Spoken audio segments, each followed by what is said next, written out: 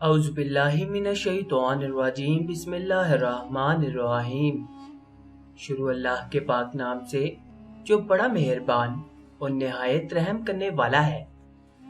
سامعین محترم، آج کی اس ویڈیو میں حضرت عمر بن عبدالعزیز رحمۃ اللہ علیہ کی زندگی کے حالات اور واقعات کی تفصیل بیان کی جائے گی۔ آپ سے التماس ہے کہ ویڈیو کو آخر تک مکمل ملاحظہ کریں۔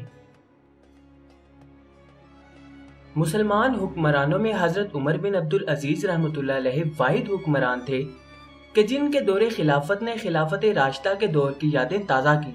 انہوں نے وہی طرز عمل اختیار کیا جو خلفائے اربعہ کا رہا تھا، یعنی حقیقتاً باشندگان ریاست کے خادم کا کردار ادا کر کے دکھایا۔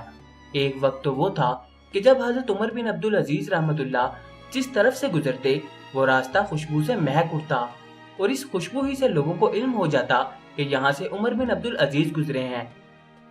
وہ جو لباس ایک بار استعمال کر لیتے دوبارہ استعمال میں نہیں آتا تھا، لیکن جب خلافت کی ذمہ داریاں ان کے کاندھوں پر پڑیں تو گویا ان کی کائنات ہی بدل گئی۔ انہوں نے اپنی اہلیہ محترمہ سے، جو ان سے پہلے خلیفہ وقت کی صاحبزادی تھیں اور بے بہا مال و دولت جہیز میں ساتھ لائی تھیں، تمام مال و اسباب لے کر بیت المال میں جمع کروا دیا اور عمال حکومت کے پاس بھی کچھ نہ رہنے دیا۔ ان سے بھی سارا مال و اسباب لے کر سرکاری خزانے میں جمع کروا دیا۔ ہم ذیل میں عمر ثانی محدث مجدد فقیہ مرد صالح حضرت عمر بن عبدالعزیز سے متعلق ایک تفصیلی مضمون سلسلہ وار پیش کر رہے ہیں۔ امید ہے سابقہ مضامین کی طرح یہ مضمون بھی سامعین کی معلومات میں اضافے کے ساتھ پسندیدگی کی معیار پر بھی پورا اترے گا۔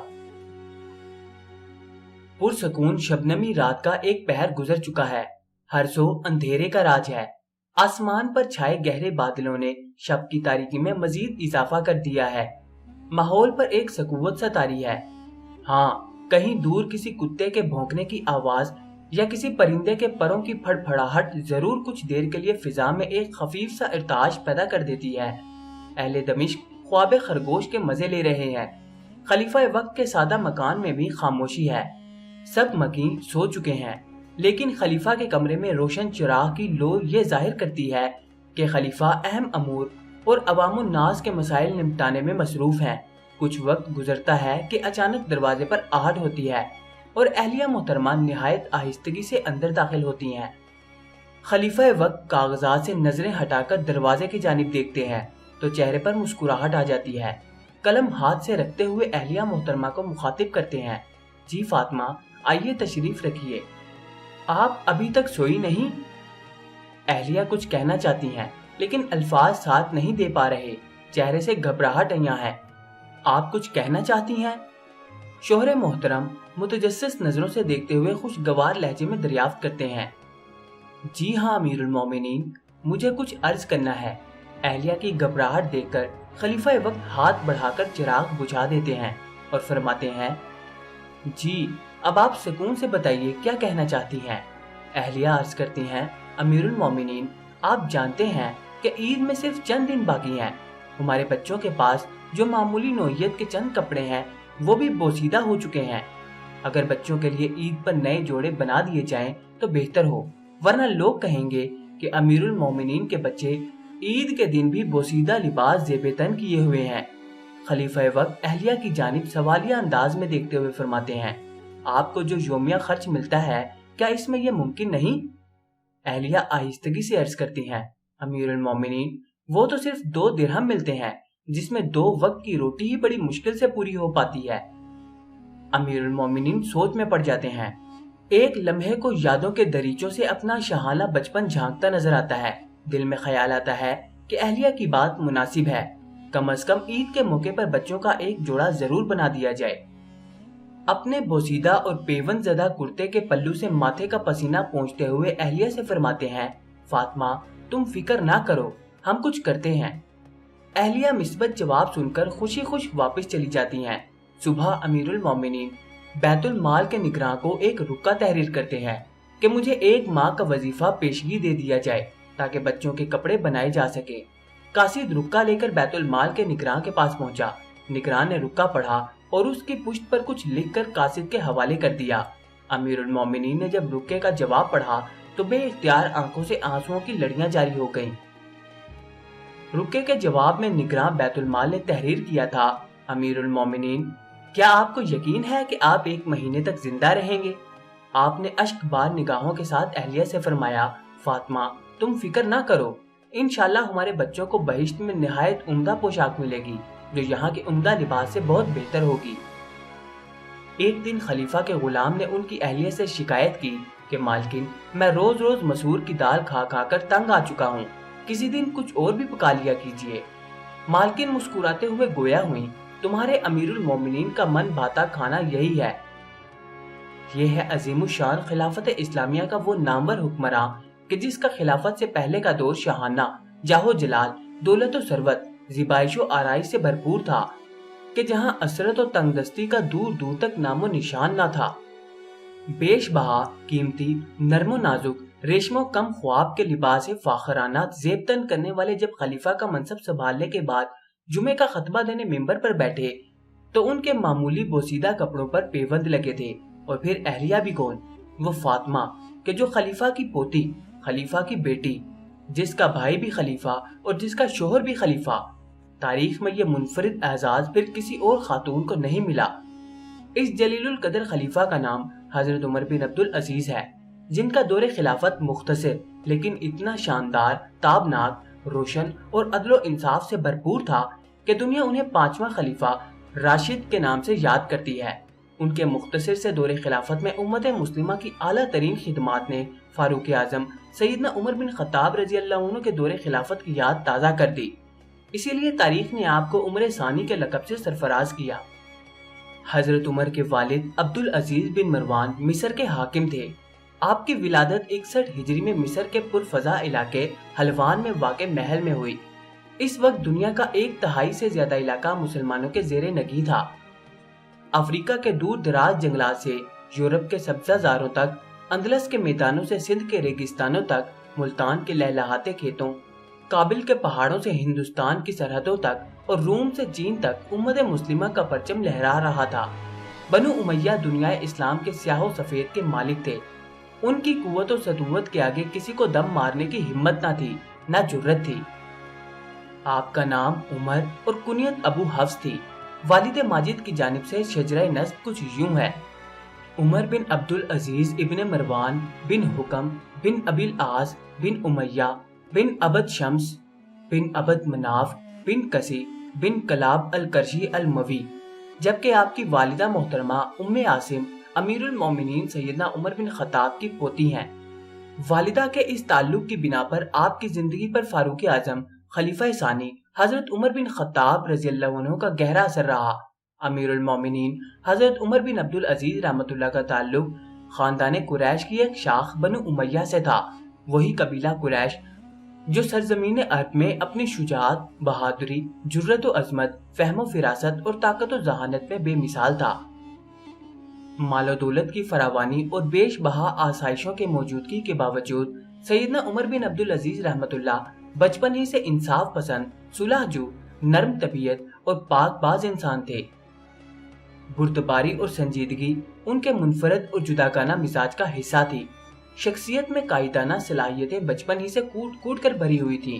والد محترم نے ان کی انہی صلاحیتوں کے سبب بچپن ہی میں دین کی اعلیٰ تعلیم کے لیے مدینہ منورہ روانہ کر دیا۔ مدینہ اس وقت دنیا میں علم و ادب کا اعلیٰ ترین مرکز تھا۔ یہاں آپ رحمۃ اللہ نے صحابہ کرام اجمعین رضی اللہ عنہ اور مشہور تابعین حضرت عبداللہ بن جعفر رضی اللہ عنہ، حضرت انس بن مالک، حضرت ابو بکر بن عبد الرحمن، حضرت عبداللہ بن عتبہ بن مسعود رضی اللہ عنہ کے در دولت سے علم و امن کے خزینے حاصل کیے اور یہی قرآن پاک حفظ کیا۔ اس زمانے میں محدث صالح بن کیسان مدینہ منورہ میں مرکزی حیثیت رکھتے تھے، لہٰذا حاکم مصر عبدالعزیز کی ہدایت پر انہوں نے سیدنا عمر رحمۃ اللہ کی تعلیم و تربیت پر خصوصی توجہ دی۔ علم و فضل اور قرآن و حدیث فقہ میں ان کا یہ عالم تھا کہ یوں محسوس ہوتا جیسے علم کا بے پایا اور عمیق سمندر ٹھاٹھے مار رہا ہے اور اس کی موجیں گویا ساحل کرتاس پر گوہرے ہائے آبدار بکھیرتی چلی جاتی ہیں۔ وہ اگر خلیفہ نہ ہوتے تو یقیناً آئمہ شرع میں سب سے بڑے امام مانے جاتے۔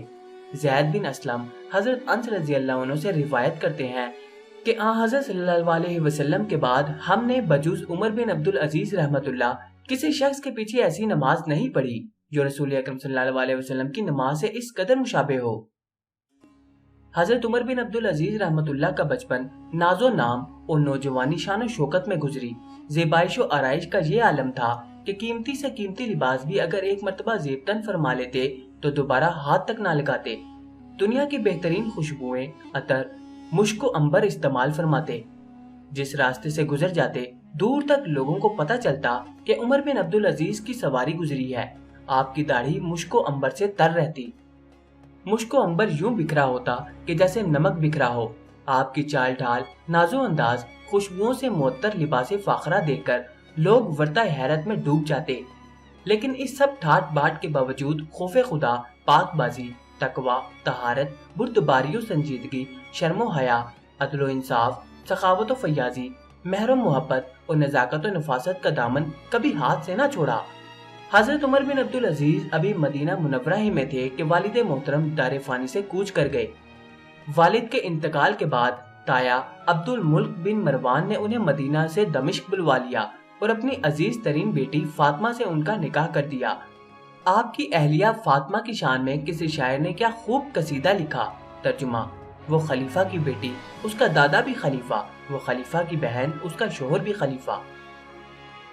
عبد الملک کی وفات کے بعد جب ولید خلیفہ بنا تو اس نے حضرت عمر بن عبدالعزیز کو مدینہ منورہ کا گورنر مقرر کر دیا۔ چنانچہ 86 ہجری سے 93 ہجری تک آپ مدینہ کے گورنر رہے۔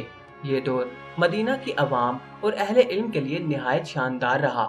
مدینہ کے حاکم مقرر ہوتے ہی آپ نے بڑے بڑے فقہا اور علماء کو جمع کر کے ایک فقہائے مدینہ کونسل بنائی، جن کے مشوروں سے شرعی اور عمارتی امور سر انجام دیے جانے لگے۔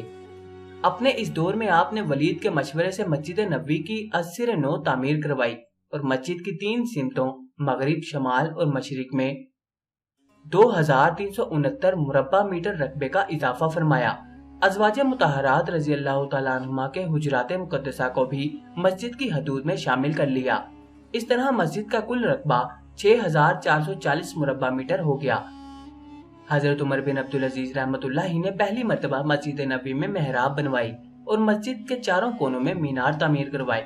اس سے پہلے مسجد نبوی میں نہ مینار تھے نہ محراب۔ یہ کام 91 ہجری سن 709 میں تکمیل پذیر ہوا۔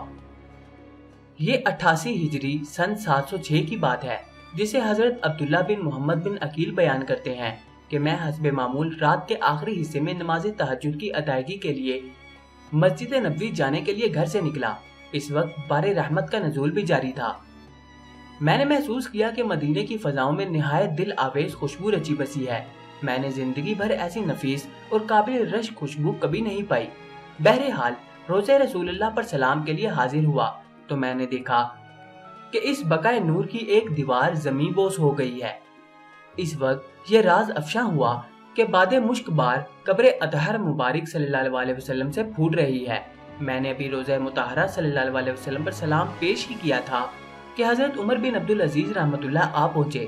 ان کے حکم سے فوری طور پر اس جگہ ایک چادر سے پردہ کر دیا گیا اور امیر شہر کی نگرانی میں کچھ ہی دیر میں قبر اطہر کے چاروں جانب دیوار کی بنیادوں کی کھدائی کا کام شروع ہو گیا۔